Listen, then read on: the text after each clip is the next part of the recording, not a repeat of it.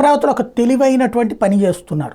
ఏదైతే ఈ కంపలు అంటే 39 కోట్లు ఎంతో ఖర్చు పెట్టి అదంతా కట్ చేశారు కదా ముళ్ళ కంపలని, అది తొలగించాక ఏం చేయాలి? వాటిని తగలబెడితే ఆ ప్రాంతం అంతా పొగ గందరగోళం, తిరగడం కూడా కష్టం.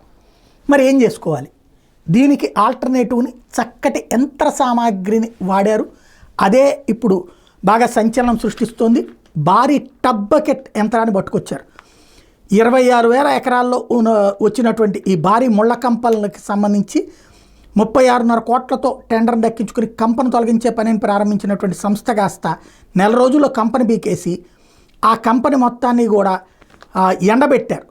దానికి కొత్త యంత్రాలు తెచ్చారు. ఇప్పుడు అది మట్టిలాగా తయారైపోతుంది అనమాట. పొడి పొడిగా కిందకు పడుతుంది. ఈ కొంప మొత్తం నుగ్గు అయిపోవాలని సబ్ కాంట్రాక్టర్ ఎన్సీసీ ఇప్పుడు రంగంలోకి దిగింది.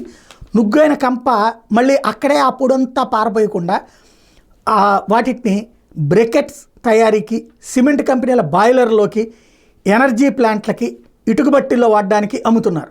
అంటే లైక్ ఇది మన దాన్ని ఏమంటారు, పొట్టు లాంటిది అనమాట. ఇది ముందుగా సీడ్ క్యాపిటల్ ప్రాంతంలో టబ్ గ్రైండర్ యంత్రం పనిచేస్తుంది.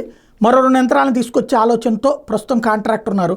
మొత్తం అదంతా పొడి చేసేసి ఈ పొట్టులాగా వాడేటటువంటి ప్రయత్నం చేస్తున్నారు.